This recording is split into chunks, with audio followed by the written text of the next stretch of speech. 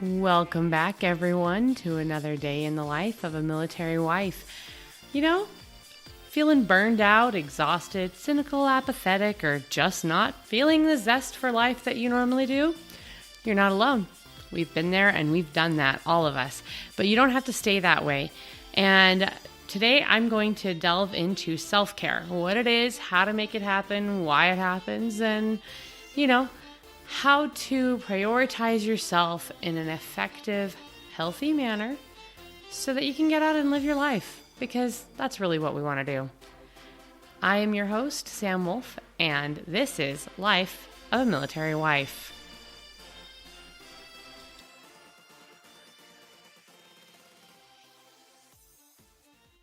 First things first, why do we feel this way?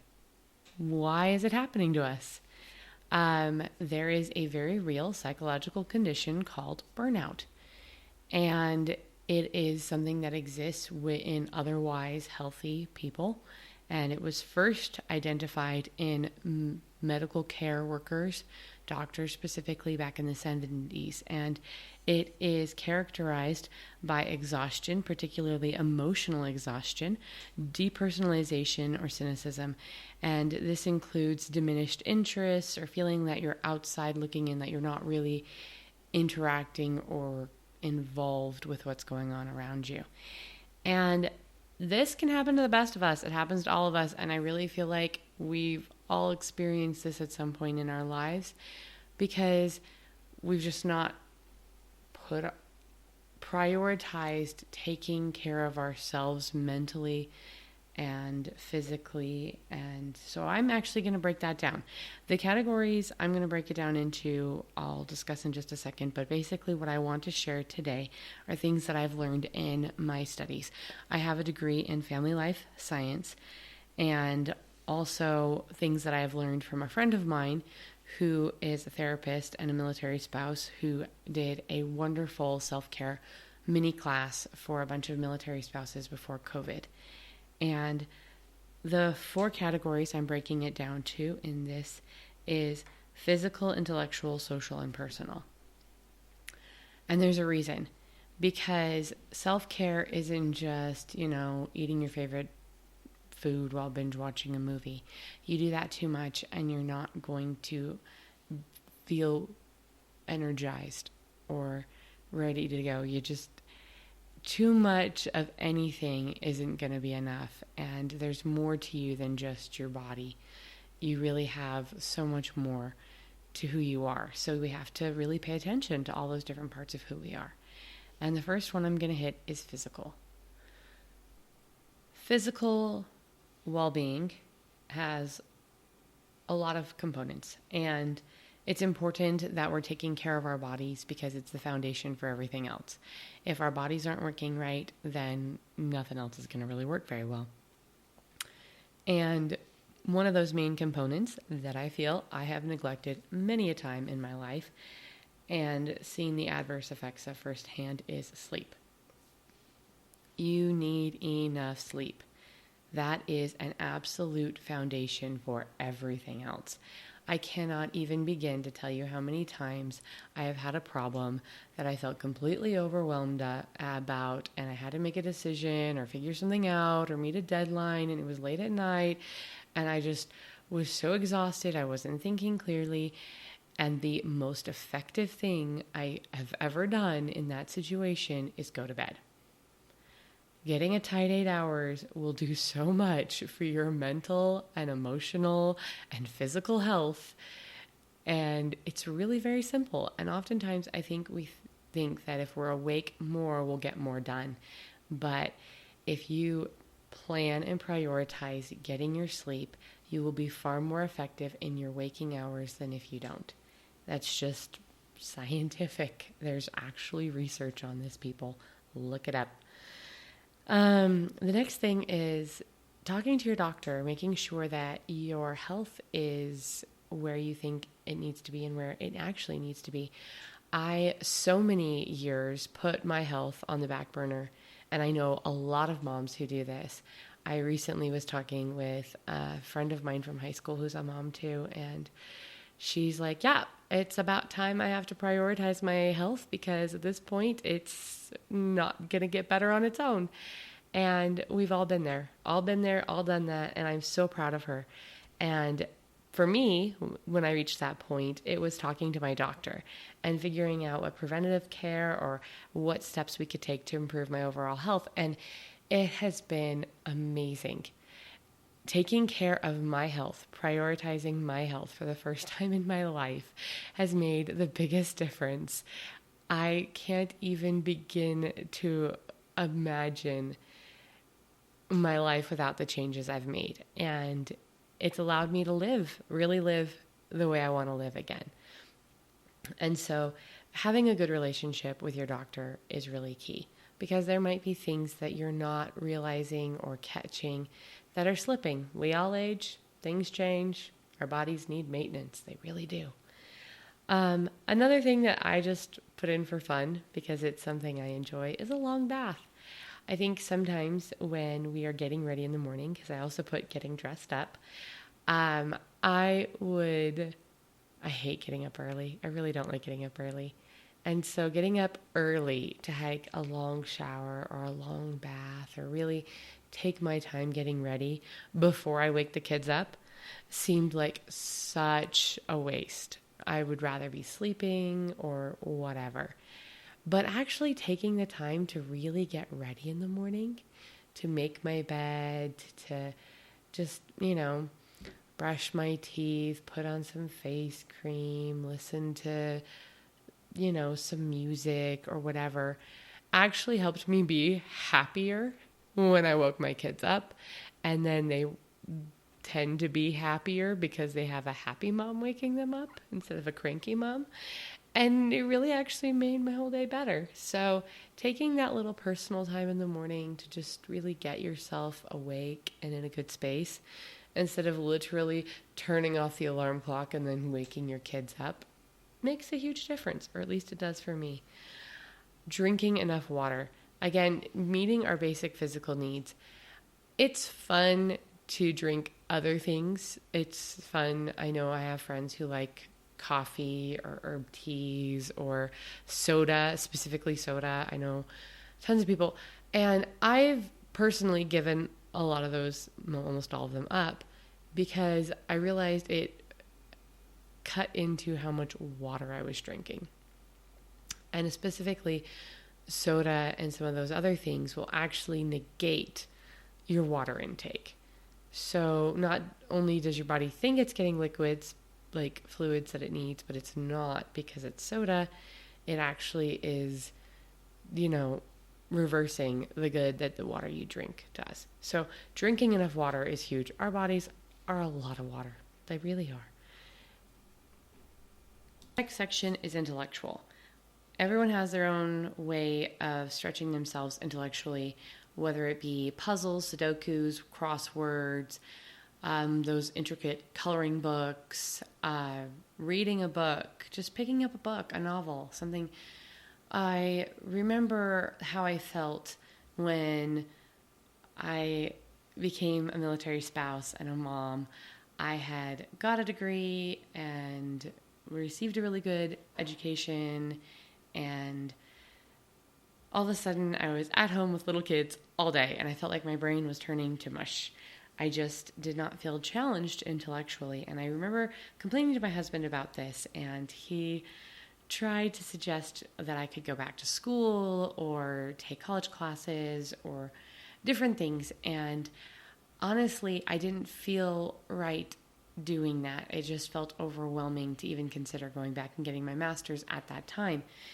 And luckily, right after having one of my kids, my mom and my husband kind of conspired in a good way and found this art class where you go and all in one sitting, they teach you how to paint a painting, and you get to take it home and they clean it all up for you.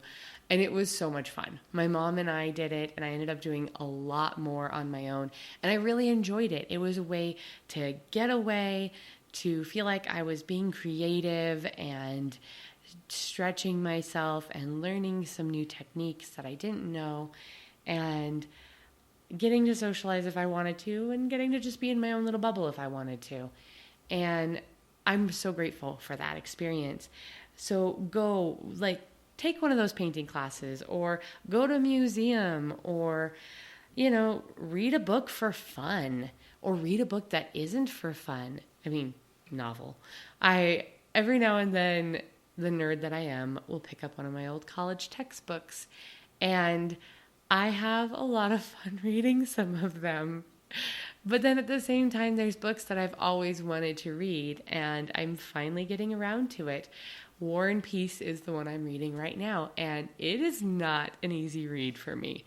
It's far more intense than I was expecting, and I'm really appreciating the stretch that it's causing for me as a person, and how it's helping me broaden my horizons.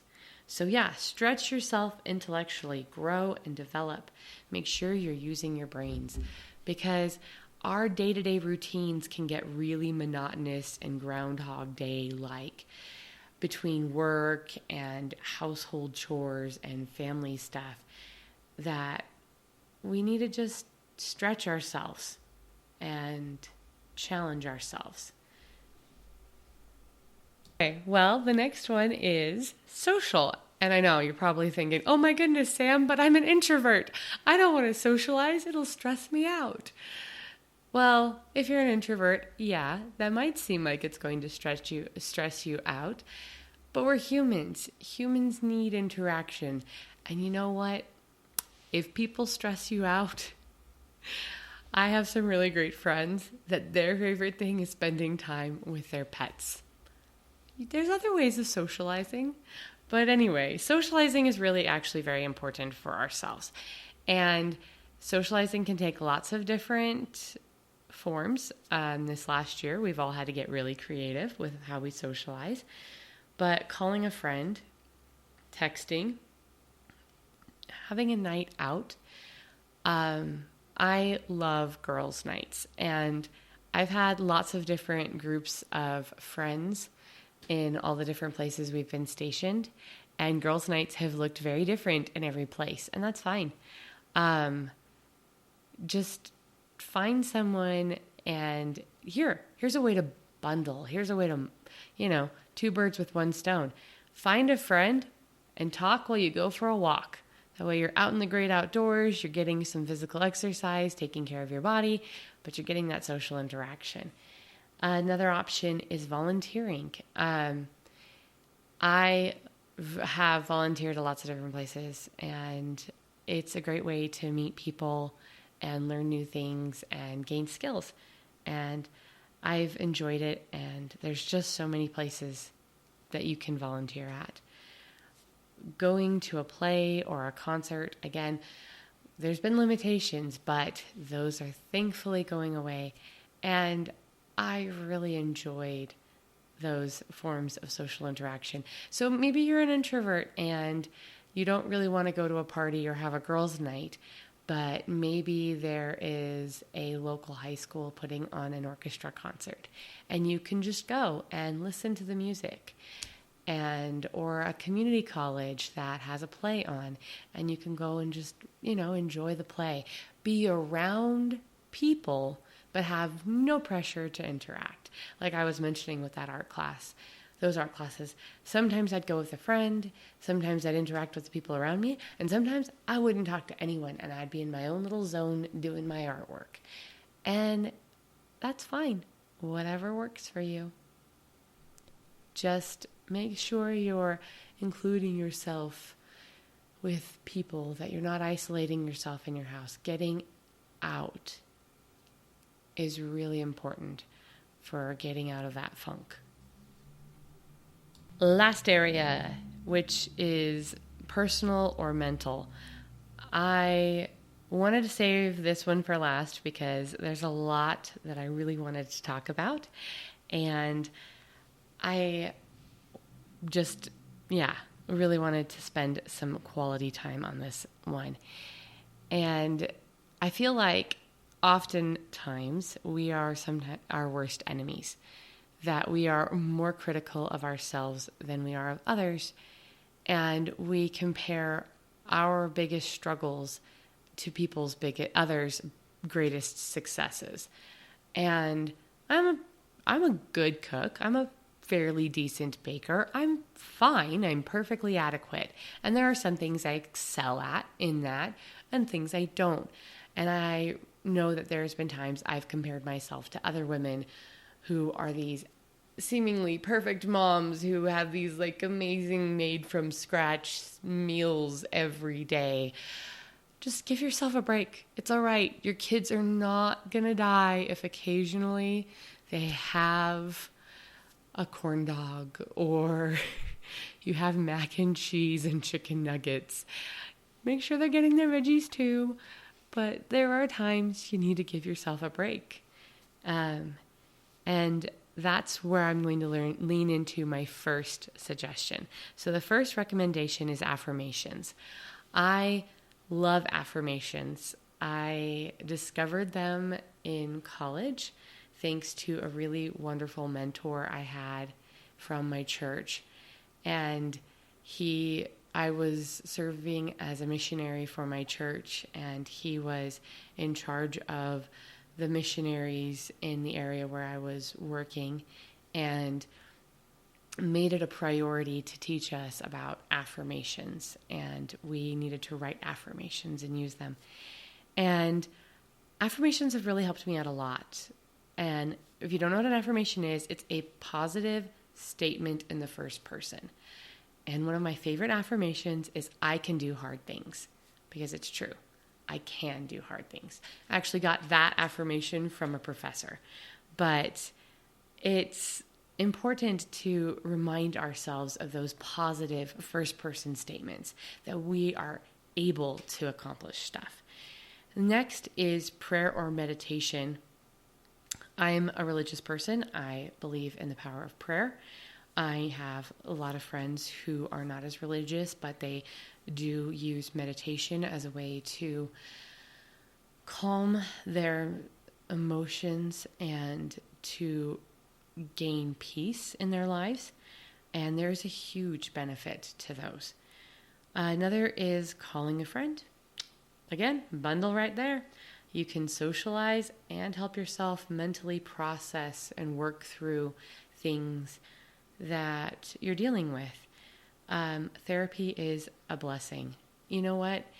Everybody at some point in their life probably could benefit from talking to a therapist about something they're struggling with, because we all have those things that we're trying to work through that we struggle to express to family and friends, and therapists can really help you work through those things.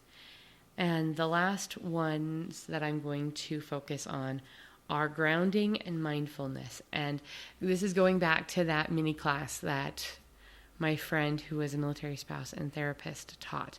I was not familiar with the techniques of grounding and mindfulness.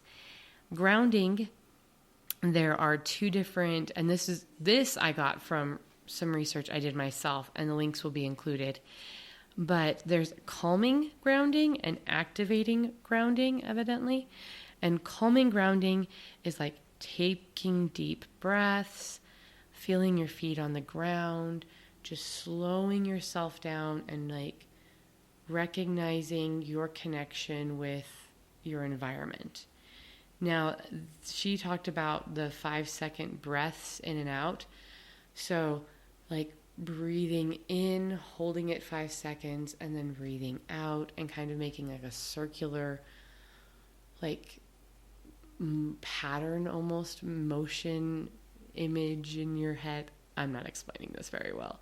But anyway, breathing in, holding it, and then letting it out. And those are calming forms of grounding. There's activating forms of grounding for people who maybe are feeling lethargic or exhausted. And that's going for a walk or run, standing up, moving around, talking to a friend. I believe it's yoga with fast breathing, but like, getting yourself really moving. And then orienting to your surroundings. Just becoming, and this moves into mindfulness. aware of what's going on around you. In the articles and things I was looking up, it was talking about your window of tolerance, being aware of what's around you. And I've known quite a few people in my life who've dealt with depression and anxiety, and I've had moments with those in my life. Postpartum depression is a real thing. And there's times where you just need to be aware of what your window of tolerance is, what you can handle. And then putting yourself in a situation where, okay, I am overstimulated, I'm overwhelmed, I need to separate myself from the situation. We call those mommy timeouts in my house. There's times where I feel very overstimulated with all of the kids running and screaming around me. And I'll just be like, okay, mommy needs a mommy timeout. And sometimes it's just walking into another room, taking a deep breath, putting on some music. But just taking that moment to chill, realizing you're reaching your limit. And with mindfulness, it specifically includes connecting to your five senses. Okay, what am I hearing right now? What am I seeing right now? Like listing things you're seeing, things you're hearing, things you're touching, what tastes in your mouth. Just really connecting to your senses and recognizing your environment, really connecting with, everything. And then not multitasking. When you are in that window, when you're feeling that overwhelmed, that overstimulated, do not multitask. Take a step back, focus on one thing. Focus on your breathing. If that's really what you need to do, focus on your breathing. And then just paying attention to your emotions. I had a professor who said that he would recommend for clients who are going through marriage counseling to wear heart monitors, or, where you can see your heart rate. Not a heart monitor, but anyway. And if their heart rate got above 75, they had to drop the conversation until they were both calm enough to come back to it. They had to come back to it, but they had to have their heart rate underneath 75 so that they were actually calm and not emotional when they were discussing their problems and their difficulties in their marriage. And I love my pedometer, my watch that I've got. It will also track my heart rate. And so there are times where I realize I am just getting so stressed with the kids and the dog and the house and life. And I usually, at those moments, I remember my professor and I go and I check my heart rate, and it is usually 99% of the time, it's above the 75. And so I realize, okay, time to calm down, time to bring my emotions, my physiology in check, take some deep breaths, and I'm able to handle things better when I collect myself. So those are a lot of tips, tricks, and advice that I have learned through my years of education and sink or swim life experience. And I hope it helps you. There is tons of resources out there on self-care and tons of options. Please put your favorite ideas for self-care in the comments below. I'd love to start a conversation with this, share ideas, and, improve in different ways. So thank you for listening. I hope you've enjoyed this. I know that it really is important to take care of ourselves so that we can be present, available, and emotionally there for our family and the loved ones around us. If we don't take care of ourselves, no one else is going to, because there are just things that others can't do for us. They can't take care of our mental health for us. They can't make us sleep as much as sometimes I wish I had nap times designated like back in kindergarten. But I digress.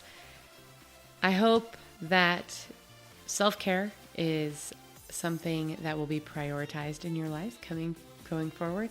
I have tried to set goals in each of these 4 areas for myself this year.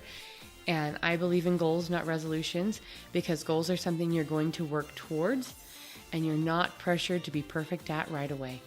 And I've never been successful at a single resolution. Goals, I have accomplished. That said, this is Life of a Military Wife, and I am your host, Sam Wolf. Thank you for listening.